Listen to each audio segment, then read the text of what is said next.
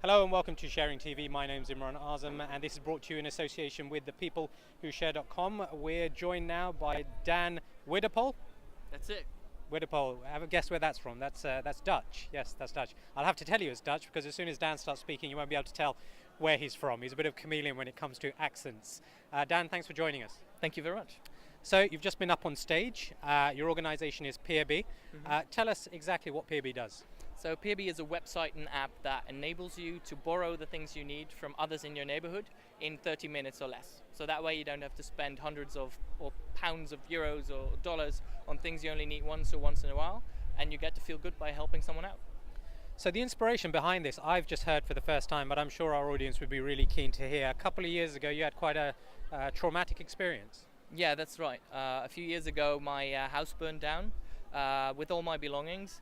And that really changed my life because suddenly I had to deal with not having all these possessions, and I had to learn how to basically ask for help, get help from other people, stay at their places, borrow their things, and it really changed my perspective on on human nature in a sense. So I discovered that people actually love to help, and then being interdependent really creates a connection, a very strong connection, which is actually a lovely thing. It's what we are wired to do in a sense, and you could say that modern day society almost kind of tries to take that away from us, but it's really our nature.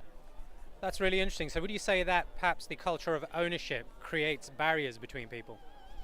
It might be. I'm not sure what the exact cause is, but there is the ownership, but also maybe the fact that we live in these houses with walls that kind of separate us from each other, but maybe also that we live in these large cities where there's so many people that it's really hard for us, for our primitive brain that's wired for maybe dealing with 300 people. Now we have to deal with millions and millions. So I can imagine that that's influencing us and almost makes us shut down our senses because it's too much.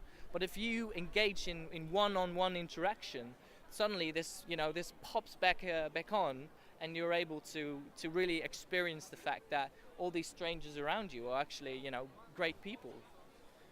That thing you mentioned about asking other people for help, I think it is a fear that people have. It's like if we can buy it, why ask for it? Yeah, it's interesting. It's really hard to ask for help, and that's also something that we noticed on our platform.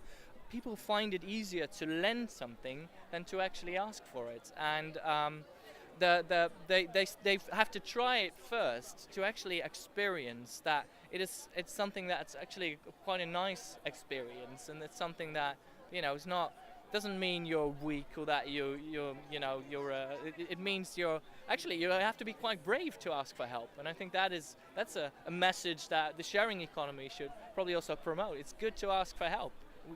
Absolutely. If people want to find out more about Peerby, where do they go?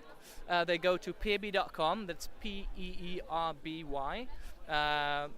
they download the iOS app, and Android is to come soon. All right, Dan, thanks for joining us. So that's been Daan Weddepohl, the CEO of Peerby. We'll be getting back to you with other interviews with stakeholders, with speakers, other movers and shakers at the OuiShareFest 2014.